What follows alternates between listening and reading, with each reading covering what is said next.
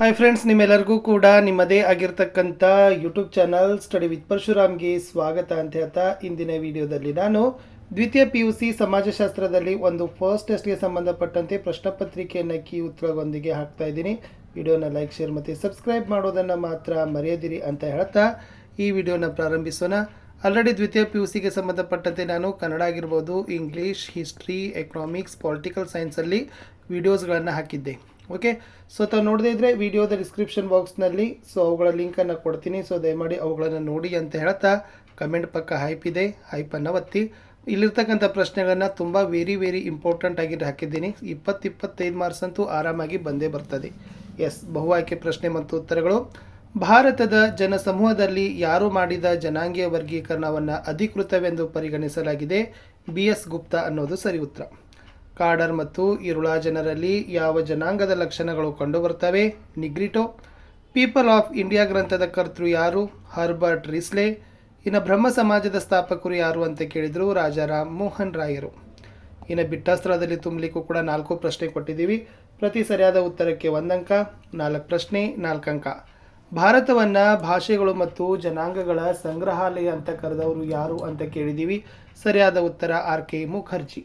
ಮುಂದಿನ ಪ್ರಶ್ನೆ, ಕನ್ನಡವು ಡ್ಯಾಶ್ ಭಾಷಾ ವರ್ಗಕ್ಕೆ ಸೇರಿದೆ ಅಂತ ಕೇಳಿದ್ದಾರೆ. ಸರಿಯಾದ ಉತ್ತರ ದ್ರಾವಿಡ. 7ನೇ ಪ್ರಶ್ನೆ, ಸಾಮಾಜಿಕ ಸಂಪನ್ಮೂಲಗಳನ್ನು ಪಡೆಯಬಹುದಾದ ಮಾರ್ಗಗಳ ಅಸಮಾನ ಹಂಚಿಕೆಯನ್ನು ಡ್ಯಾಶ್ ಅಂತ ಕರಿತೀವಿ. ಸಾಮಾಜಿಕ ಅಸಮಾನತೆ ಇಸ್ ದ ರೈಟ್ ಆನ್ಸರ್. ಇನ್ನು ಕ್ಯಾಸ್ಟ್ ಅಂತಕ್ಕಂಥ ಪದ ಸ್ಪ್ಯಾನಿಷ್ ಮತ್ತು ಪೋರ್ಚುಗೀಸ್ ಭಾಷೆಯ ಡ್ಯಾಶ್ ಎಂಬ ಪದದಿಂದ ಬಂದಿದೆ, ಕಾಸ್ಟಾ. ಇನ್ನು 2 ಅಂಕದ ಪ್ರಶ್ನೆಗಳನ್ನು ನೋಡೋಣ. ಟೋಟಲ್ ಇಲ್ಲಿ 6 ಉತ್ತರಿಸಬೇಕು. ಬಟ್ ಆಲ್ಮೋಸ್ಟ್ ಎಲ್ಲವುಗಳು ಕೂಡ ನಾನು ಇಂಪಾರ್ಟೆಂಟೇ ಏನು ಮಾಡಿದ್ದೀನಿ ಅಂತಂದರೆ ಇಲ್ಲಿ ಪ್ರಶ್ನೆಗಳನ್ನೇ ಕೊಟ್ಟಿದ್ದೀನಿ. ಎಸ್, ಭಾರತವನ್ನು ಬಹುರೂಪಿ ಸಮಾಜ ಅಂತ ಏಕೆ ಕರೀತಾರೆ? ದ ಆನ್ಸರ್ ಈಸ್, ಭಾರತದಲ್ಲಿ ವಿವಿಧ ಧರ್ಮ, ಜಾತಿ, ಭಾಷೆ, ಜನಾಂಗ, ಕಲೆ, ಸಾಹಿತ್ಯ, ಸಂಗೀತಗಳು ಕಂಡುಬರೋದ್ರಿಂದ ಭಾರತವನ್ನು ಬಹುರೂಪಿ ಸಮಾಜ ಅಂತಲೇ ಕರೆಯೋದು. ಮುಂದಿನ ಪ್ರಶ್ನೆ, ಮಂಗೋಲೈಡ್ ಜನಾಂಗದ 2 ಉಪವಿಭಾಗಗಳನ್ನು ಹೆಸರಿಸಿ. ಒಂದು ಪಾಲಿಯೋ ಮಂಗೋಲೈಡು, 2ನೇದು ಟೆಬೆಟೋ ಮಂಗೋಲೈಡ್ ಅಂತ ಬರ್ತದೆ. ಇನ್ನು ಪಶ್ಚಿಮ ಬ್ರಾಕಿ ಸೆಫಾಲರ 3 ಉಪವಿಭಾಗಗಳನ್ನು ಹೆಸರಿಸಿ ಅಂತ ಕೇಳಿದ್ದಾರೆ. ಅಲ್ಲಿ ಅಲ್ಪನೈಡಾ, ಡಿನಾರಿಕಾ ಮತ್ತು ಆರ್ಮೆನೈಡ್. ಇನ್ನು ಇಂಡೋ ಆರ್ಯನ್ನರ ಉಪಸಮೂಹಗಳನ್ನು ಹೆಸರಿಸಿರಿ. ರಾಜನ್ಯ, ಬ್ರಾಹ್ಮಣ ಮತ್ತು ವೈಶ್ಯ. ಇನ್ನು ದ್ವಿಜರ 3 ಸಮೂಹಗಳನ್ನು ಕೇಳ್ತಾರೆ. ರಾಜನ್ಯ, ಬ್ರಾಹ್ಮಣ, ವೈಶ್ಯ ಅಂತಕ್ಕಂಥದ್ದು ಇದೆ. ಓಕೆ, ಇದು ಮೇ ಬಿ 12ನೇ ಉತ್ತರ ತಪ್ಪಿರ್ಬೋದು. ಇನ್ನು ಸಾಮಾಜಿಕ ಸಂಪನ್ಮೂಲಗಳ ಯಾವುದಾದರೂ 2 ವಿಧಗಳನ್ನು ಬರೀರಿ ಅಂತ ಕೇಳಿದರೆ ಆರ್ಥಿಕ ಬಂಡವಾಳ, ಸಾಂಸ್ಕೃತಿಕ ಬಂಡವಾಳ ಮತ್ತು ಸಾಮಾಜಿಕ ಬಂಡವಾಳ ಅಂತ ಬರೆದ್ರೆ ಸಾಕು. ಇನ್ನು ಸಾಮಾಜಿಕ ಅಸಮಾನತೆ ಅಂದರೆ ಏನು? ಸಾಮಾಜಿಕ ಸಂಪನ್ಮೂಲಗಳನ್ನು ಪಡೆಯಬಹುದಾದ ಮಾರ್ಗಗಳ ಅಸಮಾನ ಹಂಚಿಕೆಯೇ ಸಾಮಾಜಿಕ ಅಸಮಾನತೆ. ಇನ್ನು ಸಾಮಾಜಿಕ ಹೊರಗುಳುವಿಕೆ ಅಂದರೆ ಏನು? ವ್ಯಕ್ತಿಗಳು ಪ್ರಮುಖ ಚಟುವಟಿಕೆಯಲ್ಲಿ ಭಾಗಿಯಾಗದಂತೆ ನಿರ್ಬಂಧಿಸುವ ವಿವಿಧ ರೂಪಗಳಲ್ಲಿ ಅಭಿವ್ಯಕ್ತವಾಗುವ ಅವಕಾಶಹೀನತೆಯ ಸನ್ನಿವೇಶಕ್ಕೆ ನಾವು ಏನಂತೀವಪ್ಪ ಅಂದರೆ ಸಾಮಾಜಿಕ ಹೊರಗುಳುವಿಕೆ ಅಂತ ಕರಿತೀವಿ. ಈ ಪ್ರಶ್ನೆ ಉತ್ತರ ಇದು ಅಲ್ಲ. ಓಕೆ, ಇಂಡೋ ಆರ್ಯನ್ನರ ಉಪಸಮೂಹಗಳಂತಿದ್ದಾವೆ, ಆದರೂ ಕೂಡ ನಾನು ಇದನ್ನು ಚೆಕ್ ಮಾಡ್ತೀನಿ. ಎಸ್, ಇರ್ಬೋದು, ಇರದೇನು ಇರ್ಬೋದು, ಮಿಸ್ ಆಗಿರ್ಬೋದು ಟೈಪಿಂಗಲ್ಲಿ. ಇನ್ನು ಮುಂದಿನ ಪ್ರಶ್ನೆ, ಕಾಸ್ಟ್ ಪದ ಹೇಗೆ ಉತ್ಪತ್ತಿಯಾಗಿದೆ ಅಂತ ಕೇಳಿದ್ದಾರೆ. ಇದು ಸ್ಪ್ಯಾನಿಷ ಮತ್ತು ಪೋರ್ಚುಗೀಸ್ ಭಾಷೆಗಳ ಕಾಸ್ಟಾ ಅಂತಕ್ಕಂಥ ಪದದಿಂದ ಕಾಸ್ಟ್ ಎಂಬ ಪದದಿಂದ ಬಂದಿದೆ. ಕಾಸ್ಟಾ ಅಂದರೆ ತಳಿ ಅಥವಾ ಜನಾಂಗ ಎಂದರ್ಥ. ಲಾಸ್ಟ್ ಪ್ರಶ್ನೆ, 2 ಮಾರ್ಕ್ಸಲ್ಲಿ ಜಾತಿ ಅಂದರೆ ಏನು?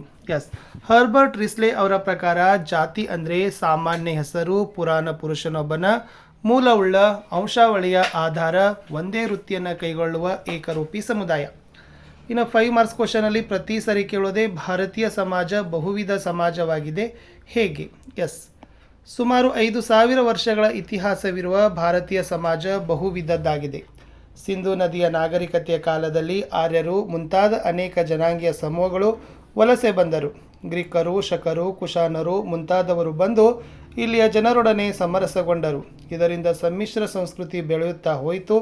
ಈ ಭಾರತದಲ್ಲಿ ವಿಕಾಸದ ವಿಭಿನ್ನ ಹಂತಗಳಾದ ನಾಗರಿಕ ಪೂರ್ವ, ಬೇಟೆಗಾರರು, ಆಹಾರ ಸಂಗ್ರಾಹಕರು, ಅಲೆಮಾರಿಗಳು, ಕೃಷಿಕರು, ಭೂಮಾಲೀಕರು, ಕುಲೀನರು ಮುಂತಾದವರು ಒಗ್ಗಟ್ಟಾಗಿಯೇ ಕಾಣಬಹುದು. ಪ್ರಪಂಚದ ಪ್ರಮುಖ ಧರ್ಮಗಳು ಭಾರತದಲ್ಲಿ ಅಸ್ತಿತ್ವದಲ್ಲಿವೆ. ಉದಾಹರಣೆ ಹಿಂದೂ, ಮುಸ್ಲಿಂ, ಕ್ರೈಸ್ತ, ಬೌದ್ಧ, ಜೈನ, ಪಾರ್ಸಿ ಮತ್ತು ಸಿಖ್ಖರು. ಓಕೆ, ಇವರೆಲ್ಲರೂ ಕೂಡ ಈ ಧರ್ಮಗಳ ನಂಬಿಕೆ ಆಚರಣೆಗಳಲ್ಲಿ ವಿಭಿನ್ನತೆ ಕಂಡುಬರ್ತದೆ. ಶೈಕ್ಷಣಿಕ, ಆಡಳಿತಾತ್ಮಕ, ಔದ್ಯಮಿಕ ಮತ್ತು ವೈಜ್ಞಾನಿಕ ಶ್ರೇಷ್ಠತೆಯನ್ನು ಸೇರಿಸಿದಲ್ಲಿ ನಮಗೆ ಭೂತ, ವರ್ತಮಾನ, ಭವಿಷ್ಯತ್ ಕಾಲಗಳೆಲ್ಲವೂ ಒಟ್ಟಿಗೆ ಇರುವುದು ಕಾಣಿಸ್ತದೆ. ಹೀಗೆ ಭಾರತೀಯ ಸಮಾಜ ವೈವಿಧ್ಯತೆಯ ಸಂಸ್ಕೃತಿಯನ್ನು ರೂಢಿಸಿಕೊಂಡು ಬಹುವಿಧ ಸಮಾಜವಾಗಿದೆ ಅಂತ ಬರೆದರೆ ಸಾಕು. ಮುಂದಿನ ಪ್ರಶ್ನೆ, ಡಾಕ್ಟರ್ BS ಗುಹಾರ್ ಅವರ ಪ್ರಕಾರ ಭಾರತದಲ್ಲಿನ ಜನಾಂಗೀಯ ಸಮೂಹಗಳ ವರ್ಗೀಕರಣ ಬರೀರಿ ಅಂತ ಕೇಳ್ತಾರೆ. ಸೊ ಇದು ಇಂಪಾರ್ಟೆಂಟ್ ಇದೆ. ಅವರು 6 ವರ್ಗೀಕರಣ ಹೇಳಿದ್ದಾರೆ.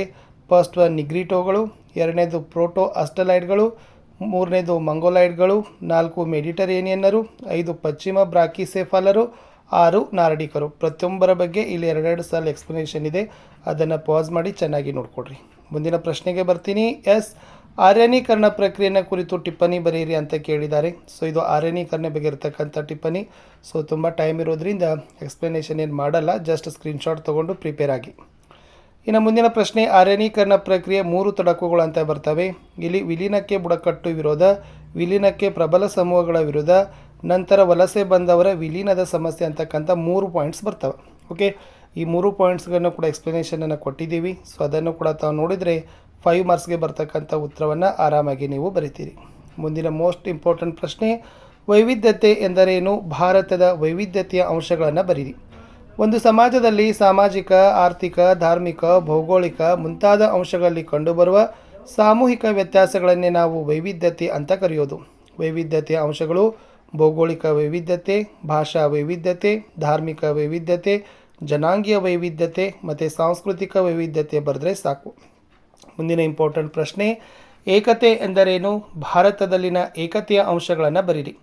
ನಾವೆಲ್ಲರೂ ಒಂದೇ ಎಂಬ ಅನನ್ಯತೆಯನ್ನು ಸೂಚಿಸೋದಕ್ಕೆ ನಾವು ಏಕತೆ ಅಂತ ಕರಿತೀವಿ. ಇಲ್ಲಿ 4 ಪ್ರಕಾರದಲ್ಲಿ ಏಕತೆಯ ಅಂಶಗಳು ಬರ್ತದೆ. ಭೌಗೋಳಿಕ ಏಕತೆ, ಭಾಷಾ ಏಕತೆ, ಧಾರ್ಮಿಕ ಏಕತೆ, ಸಾಂಸ್ಕೃತಿಕ ಏಕತೆ. ಇನ್ನು 10 ಮಾರ್ಕ್ಸಲ್ಲಿ ಜಾತಿ ವ್ಯವಸ್ಥೆಯ ಲಕ್ಷಣಗಳು ಪ್ರತಿ ಸರಿನೂ ಕೂಡ ಕೇಳ್ತಾರೆ. ಈ GS ಗುರ್ರೆ ಅವರು caste and race in India ಅಂತಕ್ಕಂಥ ಕೃತಿಯಲ್ಲಿ ಜಾತಿಯ ಪ್ರಮುಖ ಲಕ್ಷಣಗಳನ್ನು ಬರೆದಿದ್ದಾರೆ. ಫಸ್ಟ್ ಒನ್, ಜಾತಿ ಸಮಾಜದ ಹೋಳಾದ ಭಾಗ. ಎರಡನೇದು, ಜಾತಿ ಏಣಿ ಶ್ರೇಣಿಯುತವಾದದ್ದು. 3, ಆಹಾರ ಮತ್ತು ಸಾಮಾಜಿಕ ಸಂಪರ್ಕಗಳಿಗೆ ಸಂಬಂಧಿಸಿದ ನಿರ್ಬಂಧ. 4, ನಾಗರಿಕ ಮತ್ತು ಧಾರ್ಮಿಕ ಅನರ್ಹತೆಗಳು. 5, ವೃತ್ತಿ ಸಂಬಂಧಿತ ನಿರ್ಬಂಧಗಳು. 6, ವೈವಾಹಿಕ ನಿರ್ಬಂಧಗಳು ಅಂತ ಬರೆದ್ರೆ ಸಾಕು. ಲಾಸ್ಟ್ ಪ್ರಶ್ನೆ, ಸ್ವಾತಂತ್ರ್ಯ ಪೂರ್ವದಲ್ಲಿ ಜಾತಿ ವ್ಯವಸ್ಥೆಯಲ್ಲಿ ಉಂಟಾದ ಪರಿವರ್ತನೆಗಳು ಅಂತ ಕೇಳ್ತಾರೆ. ಇಲ್ಲಿ ಸಾರ್ವತ್ರಿಕ ಕಾನೂನು ವ್ಯವಸ್ಥೆಯ ಪರಿಚಯ ಅಂತ ಒಂದು ಬರ್ತದೆ. ಆಂಗ್ಲ ಶಿಕ್ಷಣದ ಪ್ರಭಾವ ಅಂತ ಸೆಕೆಂಡ್ ಪಾಯಿಂಟ್ ಬರ್ತದೆ. ನೆಕ್ಸ್ಟ್, ಸಾಮಾಜಿಕ ಸುಧಾರಣಾ ಚಳವಳಿಗಳ ಪ್ರಭಾವ, ಹೊಸ ಸಾಮಾಜಿಕ ವ್ಯವಸ್ಥೆಗಳ ಪ್ರಭಾವ, ಸ್ವಾತಂತ್ರ್ಯ ಚಳವಳಿಯ ಪ್ರಭಾವ, ಔದ್ಯೋಗೀಕರಣ ಮತ್ತು ನಗರೀಕರಣ ಅಂತಕ್ಕಂಥ ಪಾಯಿಂಟ್ಸನ್ನು ಬರಿಬೇಕು. ಇದು ಬರದೇ ಇತ್ತಂದರೆ ಇದು ಆದರೂ ಬಂದೇ ಬರ್ತದೆ. ಸ್ವಾತಂತ್ರ್ಯ ನಂತರದಲ್ಲಿ ಭಾರತದಲ್ಲಿ ಜಾತಿಯಲ್ಲಾದ ಬದಲಾವಣೆಗಳು, ಅವು 2 ರೀತಿಯಲ್ಲಾದ ಬದಲಾವಣೆಗಳಾಗಿದ್ದಾವೆ. ಕಾರ್ಯಾತ್ಮಕ ಬದಲಾವಣೆಗಳು, ಪಾತ್ರದಲ್ಲಾದ ಬದಲಾವಣೆಗಳು. ಕಾರ್ಯಾತ್ಮಕ ಬದಲಾವಣೆಗಳಲ್ಲಿ ವೃತ್ತಿಯ ಆಯ್ಕೆಗಳು ಮುಕ್ತ, ಜಾತಿ ಪಂಚಾಯಿತಿಗಳು ನಾಶ, ಸಹಭೋಜನ ನಿರ್ಬಂಧ ಸಡಿಲ, ಜಾತಿ ದೇವಸೃಷ್ಟಿ ಎಂಬ ನಂಬಿಕೆ ಬದಲು, ವೃತ್ತಿ ಮತ್ತು ವೈವಾಹಿಕ ನಿರ್ಬಂಧಗಳು ಕಡಿಮೆ.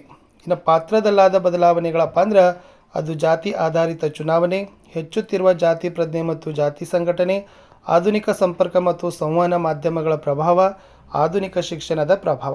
ಇಷ್ಟು ಪಾಯಿಂಟ್ಸ್ಗಳನ್ನು ನೀವು ಎಕ್ಸ್ಪ್ಲನೇಷನ್ ಮಾಡಿದರೆ ಖಂಡಿತವಾಗಿ ಒಳ್ಳೆಯ ಅಂಕಗಳು ನಿಮಗೆ ಸಿಕ್ಕೇ ಸಿಗ್ತವೆ.